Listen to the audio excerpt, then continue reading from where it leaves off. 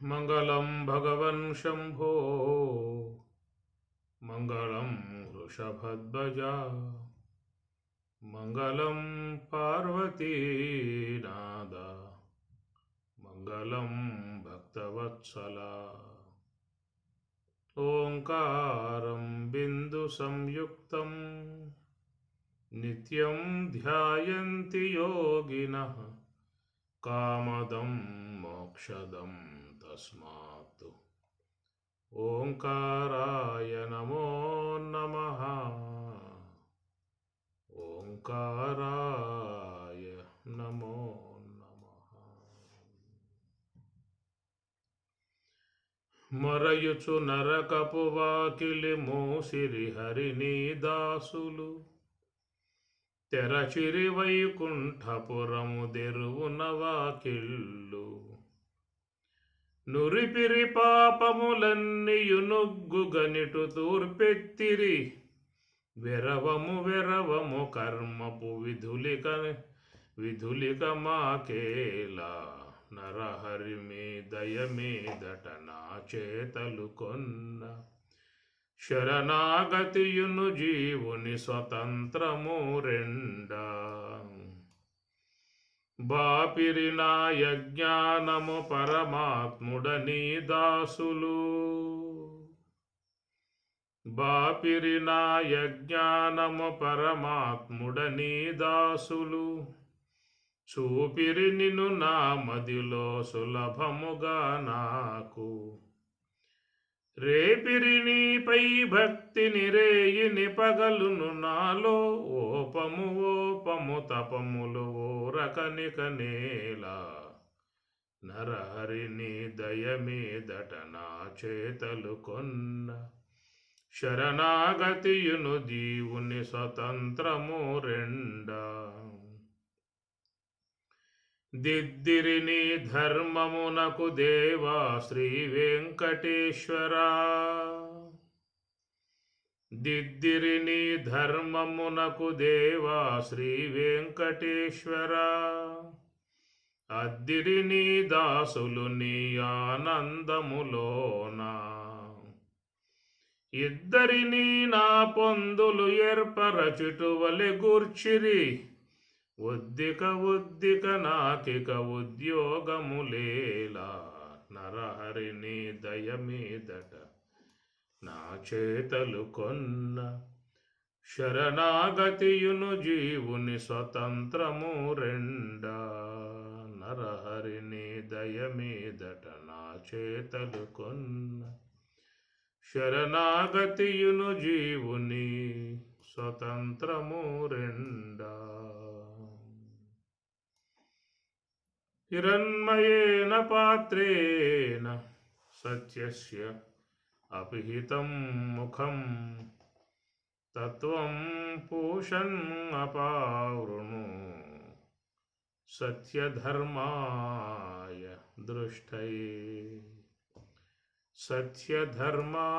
సత్యధర్మాయ దృష్టయే సత్యధర్మాయ బ్రహ్మధర్మమును దృష్టయే చూచుట కొరకు తత్వ పాత్రను అపావృను తొలగింపజేయము సత్యధర్మాయ బ్రహ్మధర్మమును చూచుటకు. స్వామివారు ఇక్కడ చాలా చక్కగా చెప్పుకొచ్చారు ఈశావాస్యంలో. సత్యధర్మాయ బ్రహ్మధర్మమును దృష్టయే చూచుట కొరకు. జీవుని ధర్మములు ఈశ్వర ధర్మములు గురించి నిన్న మనం మాట్లాడుకోవటం జరిగింది.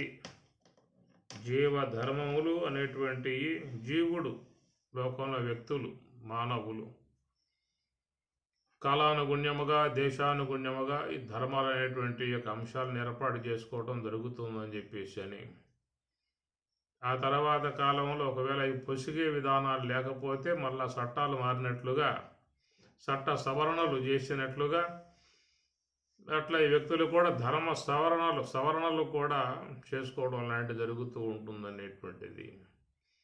అయితే ఈశ్వరుడు భగవంతుడు ఈశ్వరుడు నియమించినటువంటి ప్రకృతి యొక్క సంబంధమై ఉన్న ఈశ్వరు నిర్మితమై ఉన్నటువంటి ధర్మములు ఏ కాలములో కూడా మారే విధానములుగా ఉండవు.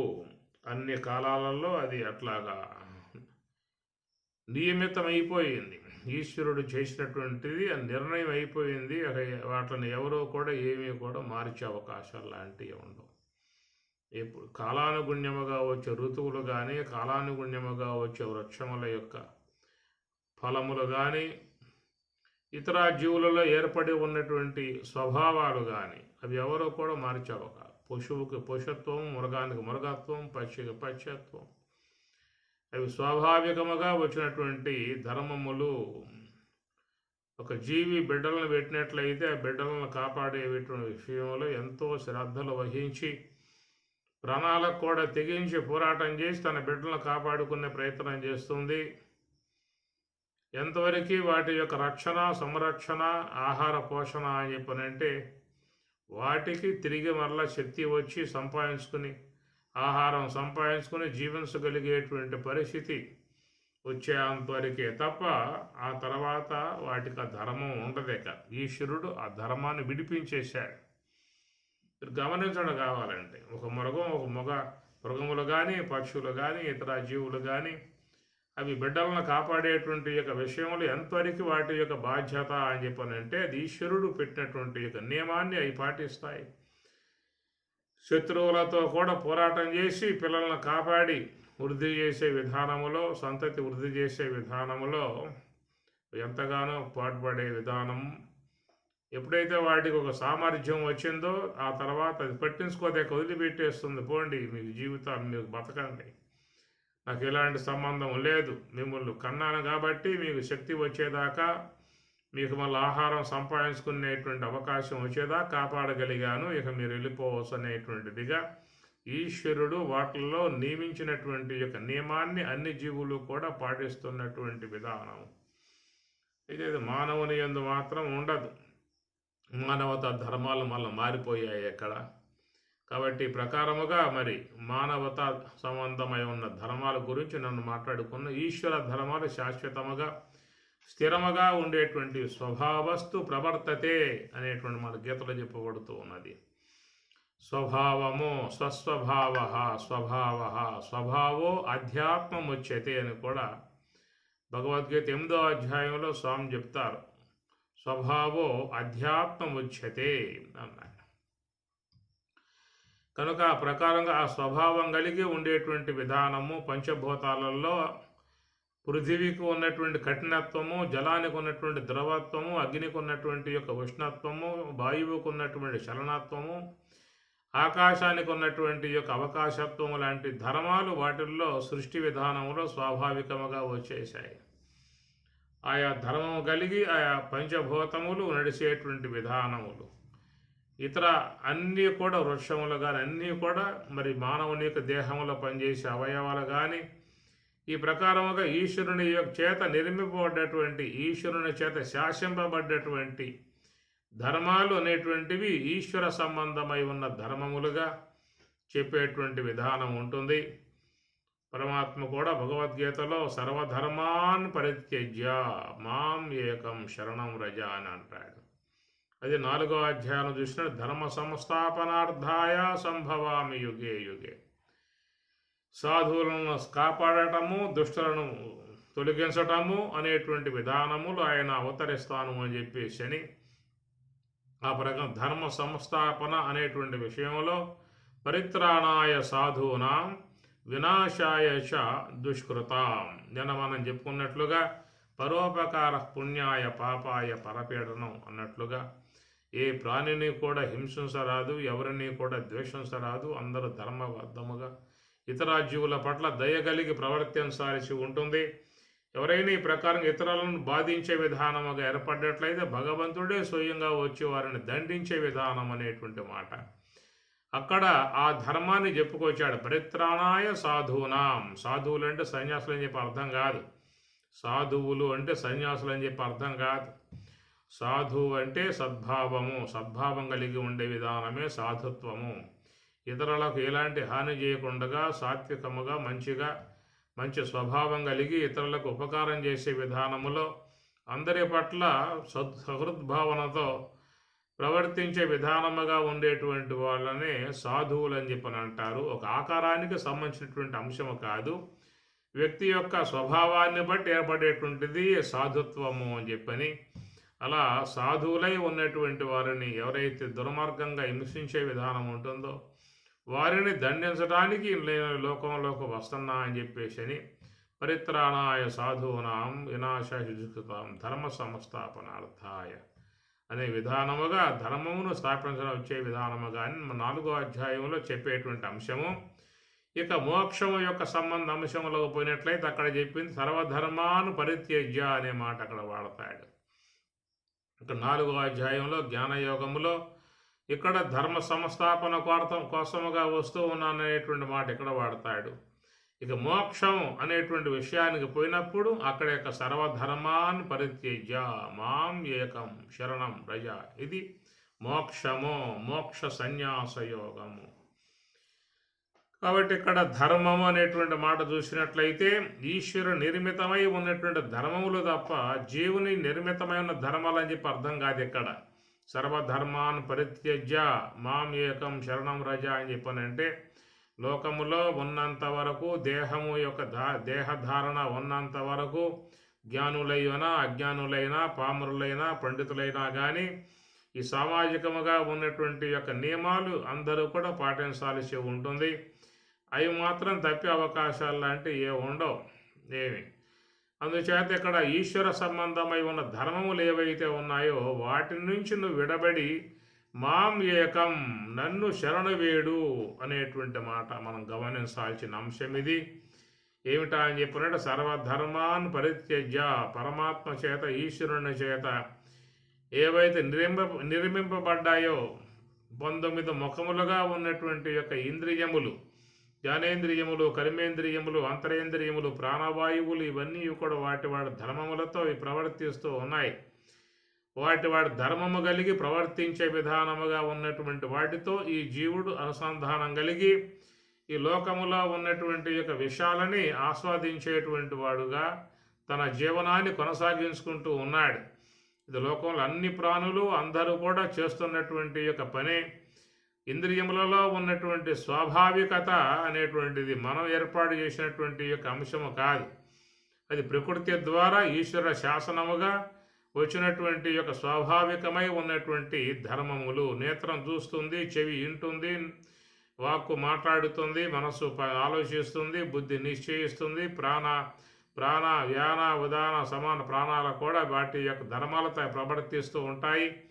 ఈ ప్రకారముగా ఉన్నటువంటి యొక్క వాటను తన జీవనం కోసంగా వాటను వాడుకోవటం జరుగుతూ ఉంటుంది. ఈ వ్యక్తి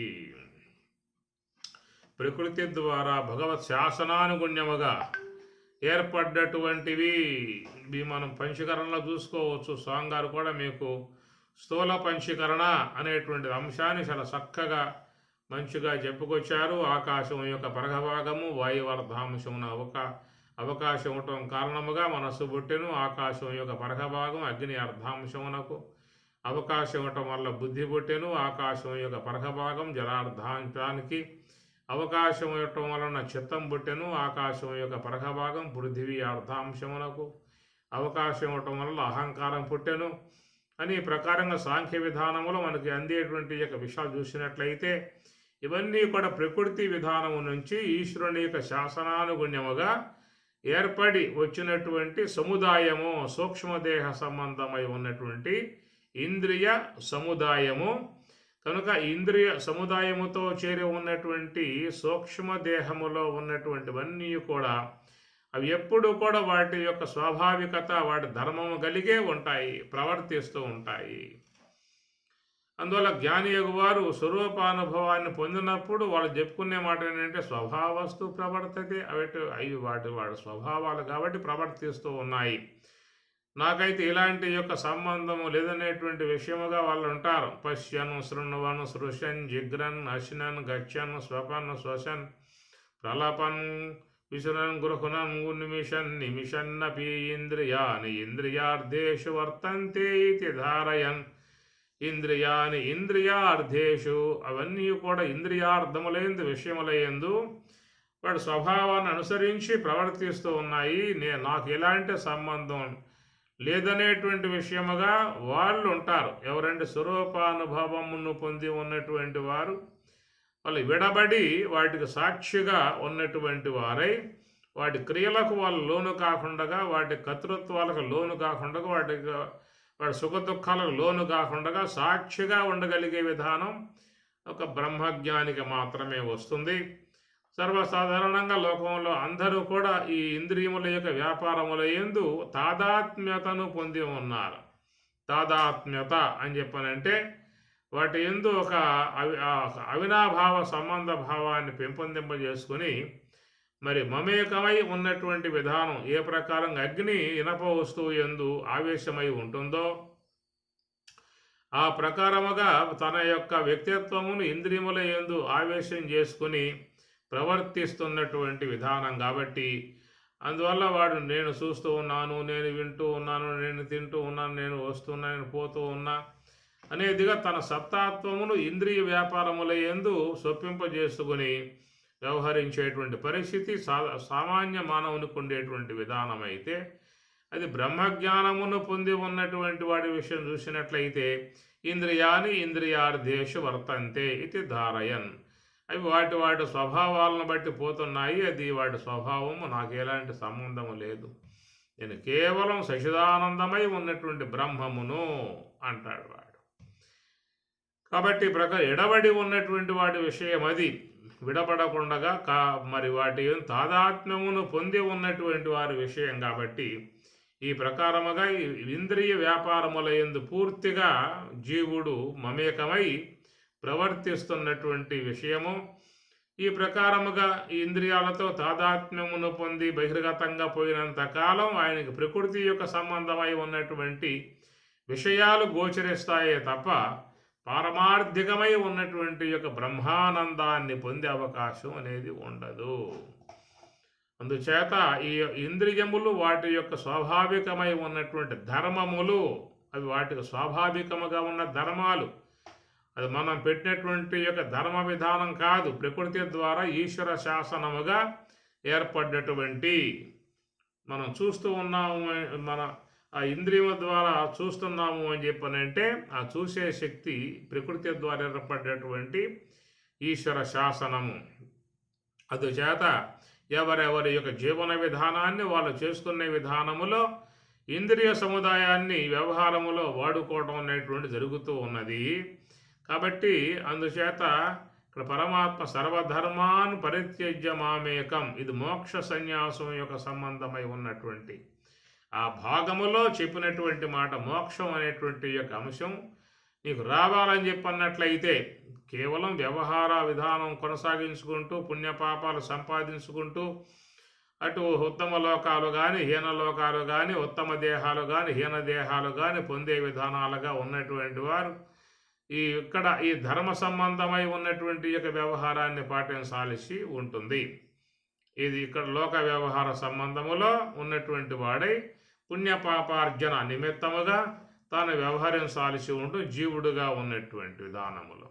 కానీ దేవుడు కావాలి అని చెప్పన్నట్లయితే స్వామి చెప్పిన మాట సర్వధర్మాన్ పరిత్యజ్య అన్నాడు.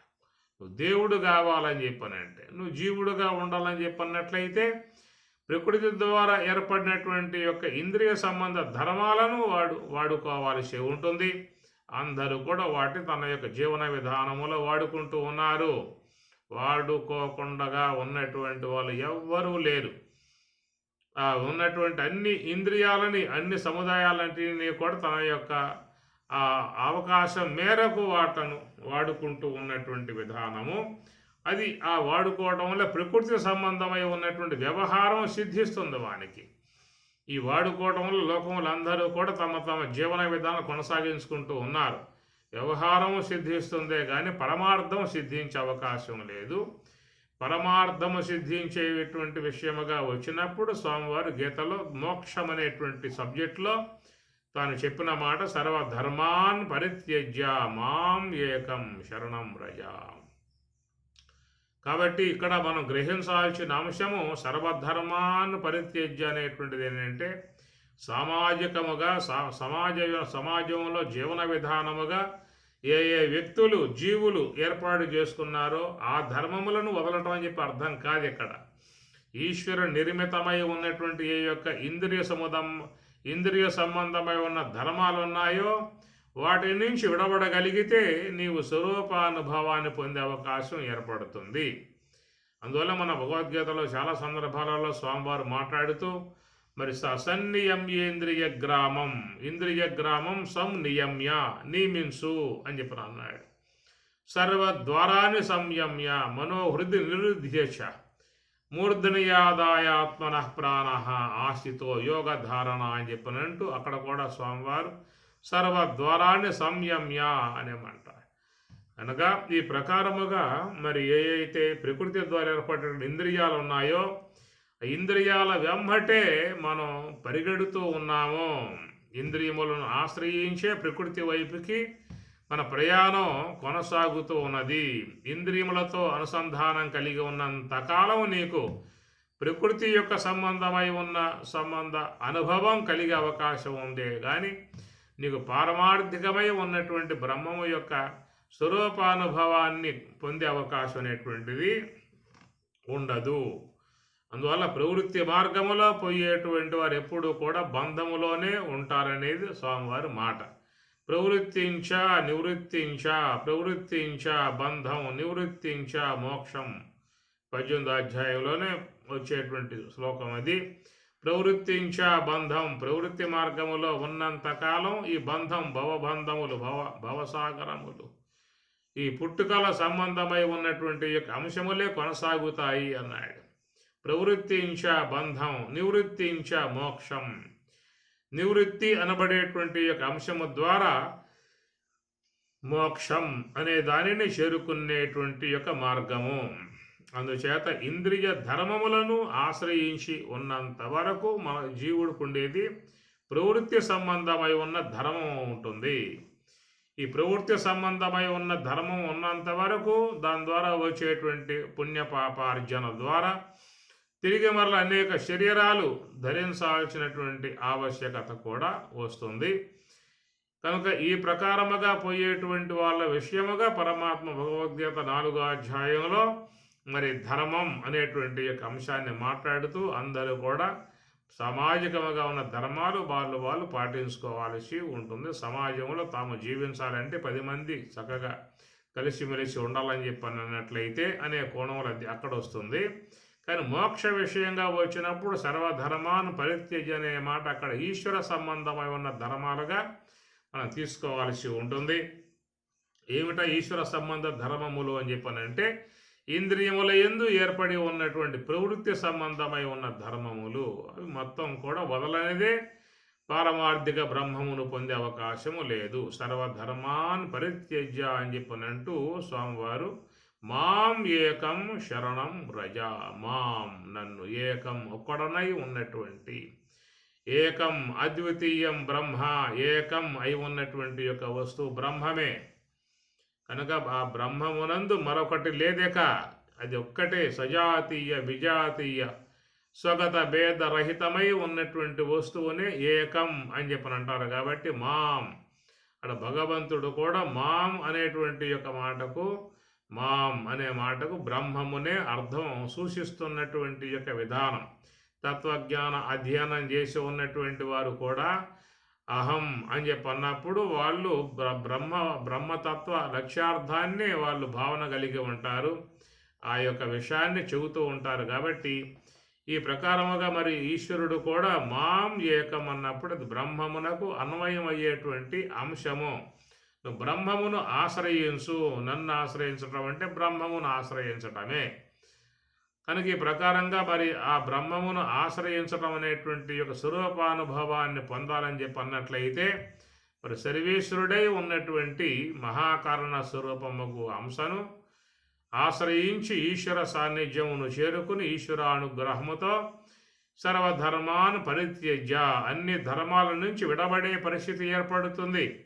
ఇంతకాలముగా ఇంద్రియ ధర్మాలతో సంబంధం పడి లోక వ్యవహారములలో పూర్తిగా మునిగిపోయి తన జీవనమును కొనసాగించుకునేటువంటి తాను గురువు యొక్క అనుగ్రహముతో, ధ్యానము యొక్క పటుత్వముతో ఇంతకాలముగా ఉన్నటువంటి వ్యవహార సిద్ధికి హేతువై ఉన్నటువంటి ఇంద్రియాల నుంచి పూర్తిగా విడబడేటువంటి యొక్క మార్గం వస్తుంది. నివృత్తి మార్గము ద్వారా ఎంతెంత మనస్సు నిశ్చలముగా హంస వెంబటే ఉంటుందో అంతంతగా మన యొక్క సమస్త ఇంద్రియములో కూడా మొత్తం జడమవుతాయి.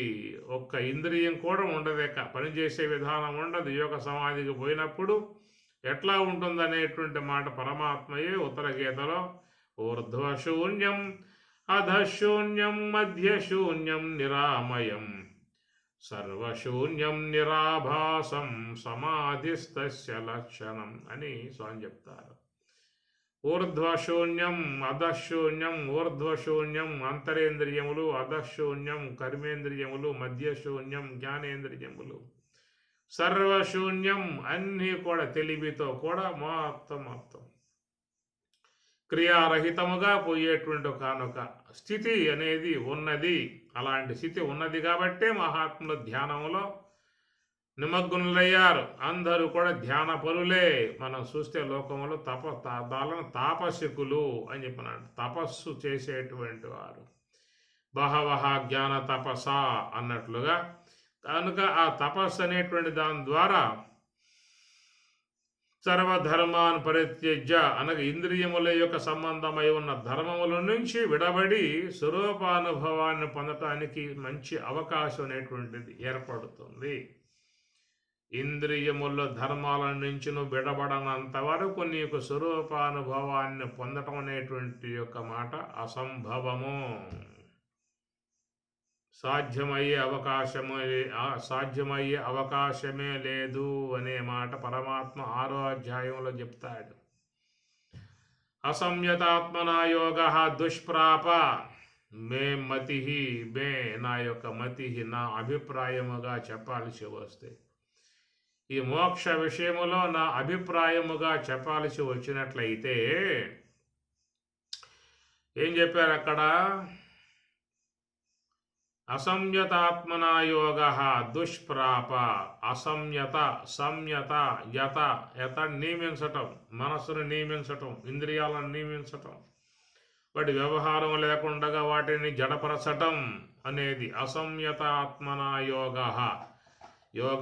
యోగాభ్యాసము ద్వారా అసంయత ఆత్మన మనస్సుని అసంయత నియమించడో, నిగ్రహించడో, వృత్తి రహితము చెయ్యడో అట్టివాడు దుష్ప్రాప బ్రహ్మము యొక్క అనుభవాన్ని పొందటం అనేటువంటిది సాధ్యమయ్యే అవకాశమే లేదు. దుష్ప్రాప, ప్రాప అంటే పొందటం, దుష్ప్రాప సాధ్యపడదు. ప్రవృత్తి మార్గమునందున్నటువంటి వాడు ఎప్పటికీ కూడా బ్రహ్మము యొక్క స్వరూపానుభవాన్ని పొందటానికి సాధ్యపడదు అన్నాడు. వశ్య ఆత్మ యతత శక్య ఆప్తం. వశ్య ఆత్మ మనస్సుని వశం చేసుకున్నటువంటి వాడు ఆలోచనల్లో పోకుండగా, ప్రవృత్తి మార్గం వల్ల పోకుండగా ఎవరు వశపరుచుకుంటారో అట్టివారు మాత్రమే శక్య ఆప్తం, నా స్వరూపానుభవాన్ని పొందటం వాళ్ళకి మాత్రమే శక్య సాధ్యమవుతుందని మే మతి, నా అభిప్రాయము అని స్వామిగారు సుస్పష్టముగా చెప్పుకొచ్చారు. అందువలన ఇంద్రియ వ్యాపారమే ధర్మము. వాటి ధర్మం స్వాభావికముగా ఉన్నటువంటి దానిని ధర్మము అని చెప్పనంటారు. అది నిత్య ధర్మములు, అనిత్య ధర్మాలు. అనిత్య ధర్మములు అనబడేటువంటివన్నీ కూడా లోకంలో జీవుడు వ్యవహారం కోసంగా ఒక రాతపూర్వకంగా రాసుకుంటాడు. ఒకప్పుడు మనుస్మృతిగా రాసుకున్నాడు, పరాశర స్మృతిగా రాసుకున్నాడు, శంఖ స్మృతిగా రాసుకున్నాడు, యాజ్ఞవల్క్య స్మృతిగా రాసుకున్నాడు. ఎవరెవరి యొక్క విధానాల నుంచి వాళ్ళ స్మృతులు, ఆ ధర్మాలు రాస్తారు. రాసినవన్నీ మళ్ళా కాలాంతరంలో మారిపోతూ ఉంటాయి. కాబట్టి ఇక్కడ మరి చూసినట్లయితే సర్వధర్మాన్ పరిత్యజ్య అనేటువంటి మాట ఈశ్వరుడు ఏ యొక్క ఇంద్రియములందు ఒక స్వాభావికతను ఏర్పాటు చేసి జీవన విధానానికి అనుగుణ్యముగా చేసుకొచ్చాడో అవి అందరూ కూడా తమ తమ జీవన విధానాలుగా వాడుకుంటూ ఉన్నారు. మాకు ఈ జీవన విధానాలు వద్దు, ఈ యొక్క పుట్టుకలు వద్దు, ఈ భవసాగరం వద్దు అనేటువంటి తలంపు లోకంలో ఏ కొద్ది మందికో ఏర్పడుతుంది. అందరికీ రాదు, కొద్ది మందికి వస్తుంది ఇలాంటి తలంపు. నాకు ఈ భవసాగరం వద్దు, ఈ పుట్టుకలు వద్దు, ఈ పుట్టడం వద్దు, సావటం వద్దు, ఈ ఏడుపులు వద్దు, బిడబొబ్బులు వద్దు, ఈ వేదనలు, ఈ తలనొప్పి వ్యవహారాలు, ఈ మానసిక ఒత్తులు, ఈ బీపీలు, ఈ షుగర్లు ఎక్కడ భరిస్తామని చెప్పనే భావన కలిగి ఆ యొక్క మరి స్వరూపానుభవాన్ని పొందాలనేటువంటి తలంపుతో కొద్దిమంది ఉంటారు. కాబట్టి వాళ్ళ విషయముగా స్వామివారు చెబుతూ సర్వధర్మాన్ పరిత్యజ్య, ఇంతవరకు వాడుకుంటూ ఉన్నటువంటి ఏ ఇంద్రియ సముదాయం ఉన్నదో అవి ప్రకృతి యొక్క విధానములో నా యొక్క ఆజ్ఞానుగుణ్యముగా ఏర్పడ్డటువంటివి కాబట్టి వాటిని నాకు సమర్పించు అనే మాట. ఇది మహాత్ములు చేస్తున్నటువంటి పని. ఏ సర్వేశ్వరుని చేత ప్రకృతి యొక్క మార్గము గుండగా జీవుని యొక్క జీవన విధానానికి అనుగుణ్యముగా ఏర్పాటు చేశాడో అవన్నిటినీ కూడా తిరిగి మరలా మరి మహాకారణమునందు నిలిచి, సోహమునందు నిలిచి తిరిగి మరలా ఆ సర్వేశ్వరునికి వాటిని సమర్పించాల్సి ఉంటుంది. ఇది మహాత్ములు చేస్తున్నటువంటి పని. స్వామి కూడా ఇదే మాట చెప్పాడు 12వ అధ్యాయంలో, మయ్యేవ మన ఆదస్వ మయి బుద్ధిం నివేశయ నివసిష్యసి మయ్యేవా అత ఊర్ధ్వం న సంశయ. పరమాత్మ అన్నమాట. మయ్యేవ మన ఆదస్వ, మయి నాయందు మనస్సు ఆదస్వ ప్రవేశింపజేయి. మయి బుద్ధిం నివేశయ, మయి నాయందు నీ బుద్ధిని ప్రవేశింపజేస్తే నివసిష్యసి మయ్యేవా, మయి నాయందే నివసిష్యసి ఉండగలవు. నీవే నేనుగా, నేనే నీవుగా ఉండగలవు. అత ఊర్ధ్వం న సంశయ, ఈ విషయంలో సంశయాన్ని పెట్టుకోమాక అని స్వామి చెప్తున్నటువంటి మాట. కాబట్టి ప్రకారముగా ప్రకృతి ద్వారా ఈశ్వర శాసనానుగుణ్యముగా ఏర్పడేటువంటి ఇంద్రియాలు వాటిని ఇంకా వాడుకుంటావా లేదా సర్వేశ్వరునికి సమర్పిస్తావా? ఇది ఎవరికి వారుగా ఆలోచించుకోవాల్సిన అంశం. లేదంటే ఇంకా కొద్ది కాలం వాడుకునేటువంటి యొక్క ఉద్దేశమే ఉన్నది అని చెప్పనే భావంగా ఉన్నట్లయితే ఓకే, ప్రొసీడ్, అట్లాగే వెళ్ళిపో, తీసుకో, వాటిని ఒక్కగా వాడుకో. ఇంకా ఇతర దేహాలు కూడా ధరించి లోకంలో జీవన విధానం కొనసాగించుకోమనేటువంటి మాట. లేదు, కొద్దిమంది మాకు ఈ అవసరం లేదు స్వామి, ఎంతకాలంగా వాడుకున్నాము సరిపోతుంది, ఇక నీవిచ్చినటువంటి యొక్క వస్తువులు నీకే సమర్పణం, నీవిచ్చిన వస్తువులు నీకే సమర్పణము. ఇది మహాత్ములు చేస్తున్నటువంటి పని. ఏమి ఇది గమనించాల్సినటువంటి యొక్క అంశము. సర్వేశ్వర, నీ ద్వారా ఏవైతే నాకు ఏర్పడి ఉన్నటువంటి సముదాయం ఉన్నదో వాటితో ఎంతకాలముగా ప్రకృతి విధానములో భోగ విధానములో విషయములు ఆస్వాదించే వ్యవహారములో ఎంతకాలం గడుపుకోవటం జరిగింది. అది మీ అనుగ్రహము. కనుక ఇక నాకు ఈ యొక్క భవ సాగరాలు వద్దు, భవబంధములు వద్దు, ఇంద్రియ వ్యాపారములు వద్దు, ఇవేవి నాకు ఇక అవసరం లేదు. కేవలం బ్రహ్మములో లీనమైపోవాలి. బ్రహ్మవేద బ్రహ్మైవ భవతి, బ్రహ్మములో చేరిపోవాలి. ఇక ఈ వ్యవహారములకు స్వస్తి పలకాలి అనేటువంటి యొక్క భావన లోకంలో కొద్ది మందికి మాత్రమే వచ్చేటువంటి అంశము. మనుష్యానాం సహస్రేషు కశ్చిత్, అనేక వేల మంది ఉండగా ఏ ఒకానొకనకో ఏర్పడేటువంటి భావన ఏమిటని చెప్పనంటే, ఏ సర్వేశ్వర, నీ ద్వారా ఏవైతే ప్రసాదింపబడ్డాయో సూక్ష్మదేహ సంబంధ ఇంద్రియాలు ఇంతకాలముగా వాడుకున్నాను, వ్యవహారం చేసుకున్నాను, ఈ జాగ్రత్త స్వప్న సుషుప్తి అనుభవాలు పొందుతూ అనేక దేహాలు ధరిస్తూ అనేక శరీరాలు ధరిస్తూ ఈ జీవన విధానంలో కొనసాగాను. చాలు, ఇంతవరతో చాలు.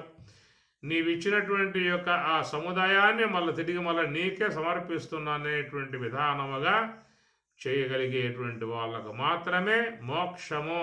18వ అధ్యాయము మోక్షము. ఈ పని చేయగలిగితే వాళ్లకు మోక్షం అనబడేటువంటి యొక్క అంశము శాస్త్రం ఈ అంశాన్ని బోధిస్తూ ఉన్నది.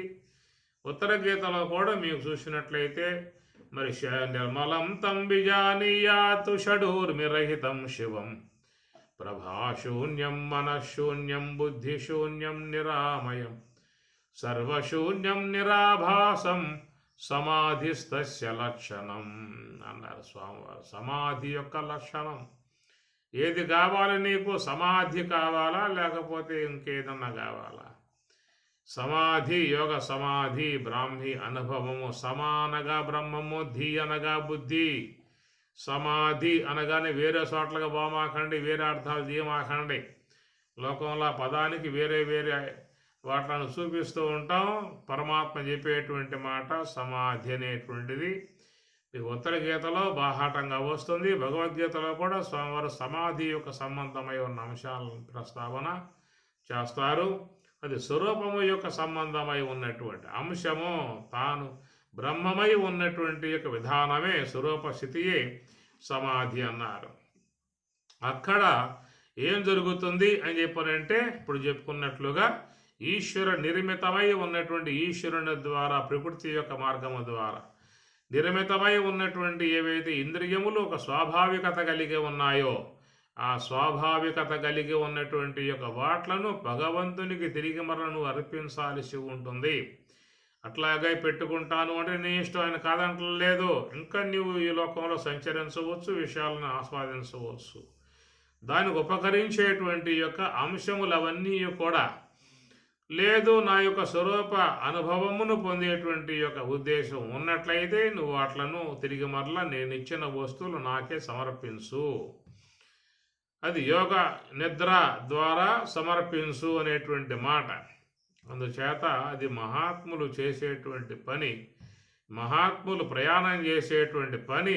యోగ మార్గము, మహాకారణాశ్రయము, ఈశ్వరాశ్రయం ద్వారా ఆయన ద్వారా ఇవ్వబడ్డటువంటి వాట్లను ఆయనకే మహాత్ములు సమర్పించి బ్రహ్మమునందు లయమవుతున్నారు. ఇంకొక మార్గం అనేటువంటిది లేదు. కనుక సర్వేశ్వరుని ద్వారా ఇవ్వబడ్డటువంటి యొక్క వాట్లను తిరిగి మరలా ఆయనకే సమర్పణ చేయాల్సి ఉంటుంది. మనం లోకంలో సమర్పణ అనేటువంటి విధానంలో టెంకాయ కొట్టి సమర్పణ అంటాం, అరటిపండ్లు పెట్టి సమర్పణ అంటాం, ఇంకా చక్కెర పొంగలు పెట్టి పులిహోర పెట్టి అవి పెట్టి ఇవి పెట్టి సమర్పణం అని చెప్పని అంటాం. కానీ సమర్పణము అని చెప్పనంటే సర్వేశ్వరుని ద్వారా ఇవ్వబడ్డటువంటి యొక్క వాటలను తిరిగి మరలా ఆయనకే వాటలను ఇచ్చేయగలిగితే మీకు శుద్ధ బ్రహ్మస్థితి ప్రాప్తించే అవకాశం అనేది ఉంటుంది. అది మై అర్పణం పరమాత్మ చెప్పే మాట. మయ్యేవ మన ఆదస్వ మై బుద్ధిం నివేశయ నివశిష్యసి మయ్యేవ. ఇది భగవద్గీతలో ప్రధానముగా వచ్చేటువంటి అంశము గనుక అది చర్మశ్లోకముగా మహాత్ములు భావించారు. మోక్షం యొక్క సంబంధమై ఉన్న సబ్జెక్ట్లో వచ్చినటువంటి యొక్క మంత్రభాగం అది. సర్వధర్మాన్ పరిత్యజ్య మాం ఏకం శరణం రజ. ఈ ప్రకారముగా ఏకమై ఉన్నటువంటి నా స్వరూపానుభవాన్ని పొందగలిగితే అహం త్వా సర్వపాపేభ్యః మోక్షయిష్యామి మా శుచ. నీకు మోక్షం ప్రసాదింపబడుతుంది, బ్రాహ్మి అనుభవం ప్రసాదింపబడుతుంది అని చెప్పనేటువంటి యొక్క మాట. కాబట్టి ఇక్కడ సర్వధర్మాన్ అనేటువంటి యొక్క మాట అది ఈశ్వరుని యొక్క సంబంధమై ఉన్నటువంటి యొక్క వాట్లను తిరిగి మరలా ఈశ్వరునికే సమర్పించటము. గమనించాల్సినటువంటి యొక్క అంశాలు ఇవన్నీ కూడా ఎక్కడా మీకు అంశములు ఇంత చక్కగా వచ్చే అవకాశాలుగా మీకు ఉండవు. ఇవన్నీ కూడా స్వామివారు చెప్పినటువంటి యొక్క భావాలు మీ ముందు ఆవిష్కరింపజేయటం జరుగుతూ ఉన్నది. దీన్ని గమనించగలిగితే మీకు వీటిలో ఉన్నటువంటి సత్యత్వము యథార్థము గోచరించే అవకాశం ప్రధానంగా ఉంటుంది. అందుచేత సర్వధర్మాన్ పరిత్యజ్య మాం ఏకం శరణం రజ. ఆ ప్రకారం అన్ని సమర్పించినట్లయితే కేవలం అక్కడ బ్రహ్మం మాత్రమే ఉండే విధానం గనుక ఇక్కడ సత్యధర్మాయ అనేటువంటి మాటకు స్వామివారు ఎంత చక్కగా చెప్పుకొచ్చారంటే బ్రహ్మ ధర్మమును దృష్టయే చూచుట కొరకు. చూసుకోండి కావాలంటే దాంట్లో ఉంటుంది ఈశావాస్యములో. సత్యధర్మాయ అంటే బ్రహ్మ ధర్మమును దృష్టయే చూచుట కొరకు. దృష్టయే చూచుట కొరకు. త్వం అపావృణు. కాబట్టి ఇక్కడ బ్రహ్మ ధర్మము అనే మాట ఎందుకు వచ్చిందని చెప్పానంటే బ్రహ్మము యొక్క స్వరూపత ఉన్నటువంటి యొక్క ధర్మములు అవి ఎప్పటికీ కూడా వీడిపోకుండా ఉండేటువంటి ధర్మములు అవన్నీ కూడా వాటిని లక్షణములు అని చెప్పని కూడా చెప్పుకొచ్చారు. ఏమిటి బ్రహ్మము యొక్క ధర్మము అని చెప్పనంటే సత్యం జ్ఞానమనంతం బ్రహ్మ. ఇది బ్రహ్మము యొక్క ధర్మములు ఎప్పటికీ బ్రహ్మములో ఉంటాయి. మనం 3 అంశాలుగా చెప్పుకొస్తూ ఉన్నాం. ఎందుకంటే మనకి 3 అంశాలే భగవద్గీతలో కూడా స్వామి ప్రస్తావించినటువంటి విధానం. ద్వావిమౌ పురుషౌ లోకే చరశ్చాక్షర ఏవ చ చర సర్వాణి భూతాన్ని కూటస్థ అంటూ ఇద్దరని చెప్పుకొచ్చాడు. యస్మాక్షరమతీతోహం అక్షరాదపి చ ఉత్తమ అతోస్మి లోకే వేదేశ ప్రతిత పురుషోత్తమ అనే ప్రకారంగా క్షరపురుషుడు, అక్షర పురుషుడు, పురుషోత్తముడు ఈ 3 మీకు భగవద్గీత ఉపనిషత్తులలో వచ్చేటువంటివి. ఈ ముగ్గురే ఉన్నారు మీకు వ్యవహార విధానములో. క్షర పురుషుడు, అక్షర పురుషుడు, పురుషోత్తముడు. కాబట్టి భగవద్గీత 15వ అధ్యాయం పురుషోత్తమ ప్రాప్తి యోగము అన్నాడు.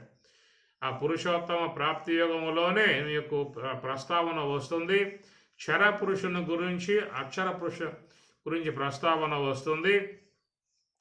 వీరిద్దరికీ కూడా అతీతముగా ఉన్నటువంటి ఆయన పురుషోత్తముడైనటువంటి మాట భగవంతుని నోటి నుంచి, శ్రీముఖము నుంచి వెలువడ్డటువంటి అంశము. యస్మాక్షరం అతీతోహం అక్షరాదపి చ ఉత్తమ అతోస్మి లోకే వేదేశ ప్రతిత పురుషోత్తమ.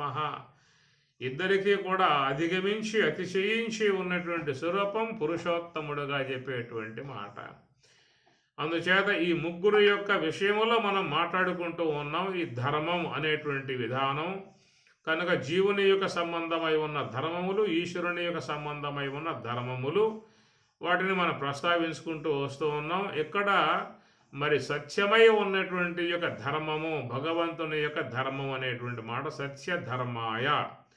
ఎందుకంటే సత్య ధర్మం బ్రహ్మములో ఉన్న లక్షణాలు అవి ఎప్పుడూ కూడా పోయేటువంటివి కావు, స్థిరముగా ఉండేటువంటి లక్షణాలు.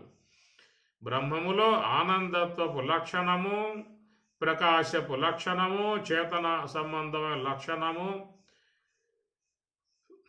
అఖండత్వ లక్షణం ఇవన్నీ కూడా బ్రహ్మములో స్వాభావికముగా ఉన్నాయి. కాబట్టి సత్యధర్మాయ, సత్యధర్మాయ బ్రహ్మధర్మమును దృష్టయే చూచుట కొరకు,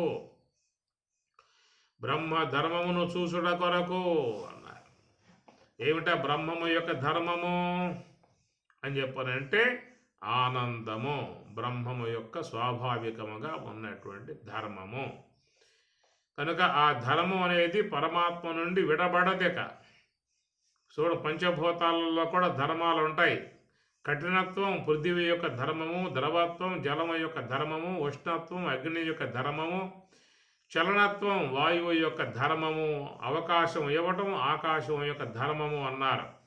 యత్ కఠినం సా పృథివీ, యత్ ద్రవం తత్ తేజ, యత్ ద్రవం తత్ ఆపహ, యత్ ఉష్ణం తత్తేజ, యత్ సంచరతి సవాయు, యత్ సుశిరం తదాకాశం అని శరీరకోపనిషత్తులో ఆ మహర్షి పంచభూతములలో ఉన్న ధర్మాల గురించి ఆయన చెప్పుకొస్తాడు. కాబట్టి ప్రకారంగా ఆ దాంట్లో కఠినత్వం ఉన్నంత వరకే భూమి ఉంటుంది. కఠినత్వం వీడిందా అంటే జలం అయిపోతుంది. జలంలో కూడా శీతలత్వం ఉన్నంత వరకే జలం ఉంటుంది. ఆ శీతలత్వం తొలగిపోయింది, అక్కడ జలం లేదు, అగ్ని ఉంటుంది. అగ్నిలో ఉష్ణత్వం ఉన్నంత వరకు అగ్ని ఉంటుంది. ఉష్ణత్వం కోల్పోయిందంటే అక్కడ అగ్ని లేదు, ఇక వాయువు అయిపోతుంది. అయితే వాయువులో చలనత్వం ఉన్నంత వరకే వాయువు, ఆ చలనత్వం వీడిందా అంటే వాయువు ఆకాశం అయిపోతుంది. ఆకాశం అవకాశం ఇచ్చేటువంటి యొక్క లక్షణం ఉన్నంత వరకే అది ఆకాశం ఉంటుంది. అవకాశం ఇచ్చే విధానం లేకుండా పోయిందా అంటే అది మళ్ళీ అహంకార తత్వంలో చేరిపోతుంది, అది మహాతత్వంలో చేరిపోతుంది, అవ్యక్త తత్వంలో చేరిపోతుంది, శవల బ్రహ్మంలో చేరిపోతుంది. కనుక ఈ ప్రకారంగా వాడి స్వభావాలు ఎప్పుడైతే పోయాయో తన కారణమై ఉన్న దాంట్లో లయమైపోతాయి. అయితే బ్రహ్మము యొక్క విషయం చూసినట్లయితే బ్రహ్మములో ఉన్నటువంటి ఆనందత్వపు లక్షణము, ప్రకాశ లక్షణము, నిత్యత్వపు లక్షణము ఇవి పోయి అవకాశాలు కావు.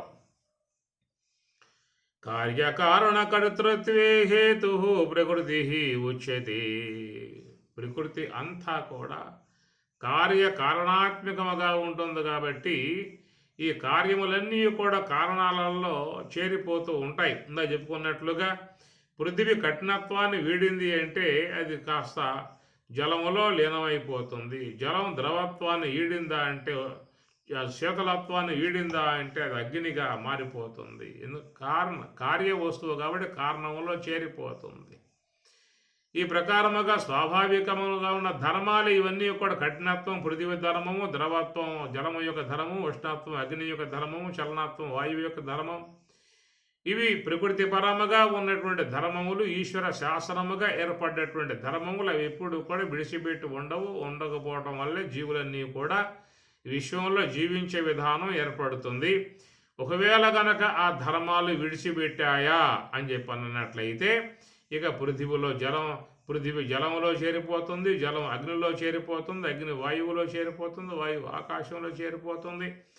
వాటి ధర్మాలు విడిచిపెట్టాయి కాబట్టి అట్లాగా బ్రహ్మములో ఉన్నటువంటి ధర్మములు సత్య ధర్మాయ కనుక బ్రహ్మము యొక్క ధర్మము ఏమిటని చెప్పనంటే దాని స్వాభావికముగా ఉన్న ధర్మం ఏంటని చెప్పనంటే అది ఆనందము. ఒకటి చెప్పుకుందాం. కనుక బ్రహ్మములో స్వరూప లక్షణం ఆనందం. ఈ ఆనందము అనేటువంటి ధర్మాన్ని ఈ పంచభూతాలలాగా ఏమన్నా విడిచిపెట్టిపోయే అవకాశం ఉంటుందా?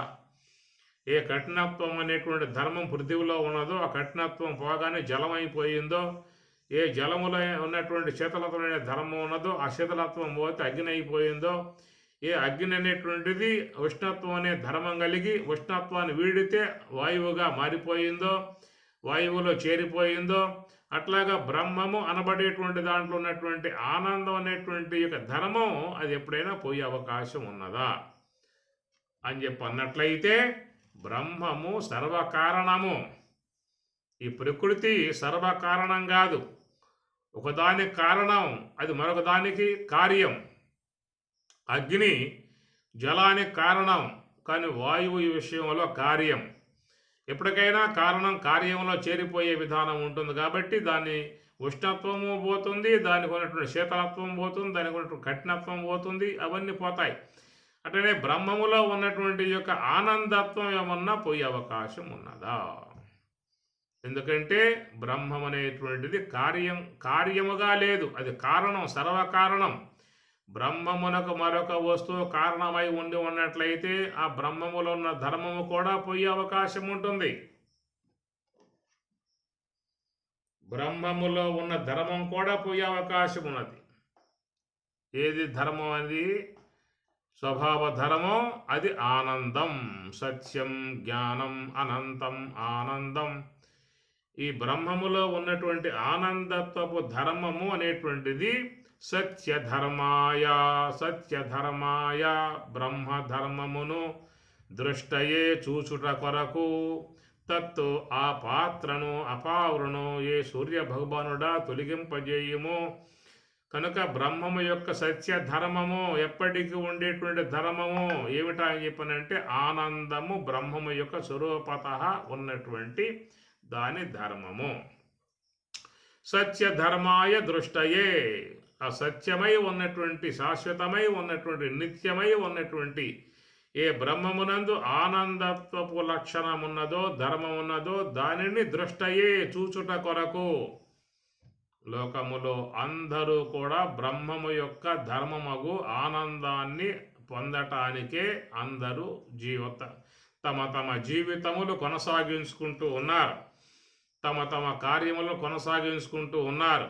ఎవరు ఏ కార్యం చేసినప్పటికీ కూడా ఆనందాన్ని ఉద్దేశించే ప్రతి కార్యమును చేస్తూ ఉంటారు. ఆనందము దానికి నెగిటివ్గా ఉండేటువంటిది దుఃఖము. అట్లనే ప్రకాశము దానికి వ్యతిరేకమైనటువంటిది అప్రకాశము, చీకటి. ఈ ప్రకారముగా మరి భగవంతుని యొక్క స్వరూపం ధర్మం అది ఆనందము అన్నట్లయితే దాని వ్యతిరేకమై ఉన్నది ఏమిటంటే దుఃఖము. ఈ దుఃఖము అనేది ప్రకృతి యొక్క ధర్మం. ఆనందము అనేది బ్రహ్మము యొక్క ధర్మం, అది సత్య ధర్మము, ఎప్పటికీ ఉండేటువంటి ధర్మము. అది అనిత్యమై ఉన్నటువంటిది కాదు, నిత్యమై ఉన్నటువంటి ధర్మము. అలాంటి యొక్క ఆ ధర్మమును పొందటానికే సర్వమానవులు నిరంతరముగా మరి వాళ్ళ ప్రయత్నములు సాగుతూ ఉన్నాయి. ఏమిరా నీ జీవితం ఎట్లా ఉన్నదని చెప్పనంటే చాలా ఆనందంగా ఉందండి అంటాడు. కనుక ఆనందముగా ఉండేటువంటిది జీవితము.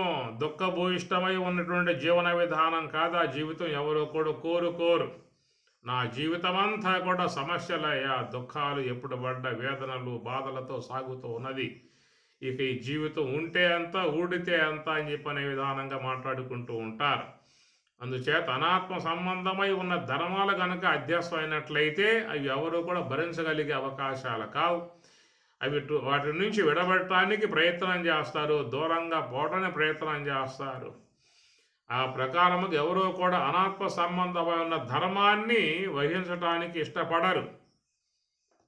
ఒక్క బ్రహ్మము యొక్క ధర్మముగు ఆనందాన్ని ఆస్వాదించటానికే అందరూ కూడా వేసి ఉన్నారు. కాబట్టి సత్యధర్మాయ, భగవంతుడు సత్యధర్మాయ అంటే బ్రహ్మధర్మము అనగా బ్రహ్మానందమే ఆయన యొక్క ధర్మ విధానం కనుక అది సత్యము అనగా నిత్యమై ఉండేది. సత్యం అంటే నిత్యమై ఉండేటువంటి ధర్మం, ఆనందత్వపు ధర్మం. దాన్ని పొందటానికే మానవుడు అన్ని కార్యములు చేస్తూ ఉన్నాడు. ఏ కార్యం చేసినా కానీ ఆనందం కోసంగానే చేస్తాడు. కాబట్టి అట్టి ఆ మానవులు కోరుకునేటువంటి యొక్క శాశ్వత ఆనందాన్ని పూర్ణముగా పొందాలని చెప్పనేటువంటి విధానముగా ఉన్నటువంటి వారికి చెప్తున్నటువంటి అంశము ఈ యొక్క మంత్రము. మరి ఇక్కడ హే పోషన్, హే సూర్య భగవానుడా, త్వం నీవు అపావృను తొలగింపజేయము అని చెప్పి అంటూ ఉన్నాడు. హిరణ్మయేన పాత్రేన సత్యస్య అపిహితం ముఖం. ఆ ప్రకారం సత్యస్వరూపమై ఉన్న ధర్మం, ఆనందమైనటువంటి ధర్మాన్ని ఈ హిరణ్మయ పాత్ర అనేటువంటిది మూసివేసింది. అపావృను హిరణ్మయేన పాత్రేన సత్యస్య అపిహితం, ముయ్యబడి ఉందన్నమాట. హిరణ్మయ పాత్ర అనే మాట చూసినట్లయితే హిరణ్యము అంటే బంగారము అని అర్థం. దాని సాంకేతికం ఏంటంటే రజోగుణమునకు సంకేతం ఈ బంగారం అనేటువంటి యొక్క మాట. ఈ రజస్సు యొక్క ప్రభావముతో ఏర్పడేటువంటి మనలో ఆలోచనలు, మనసులో ఏర్పడేటువంటి సంకల్పములు.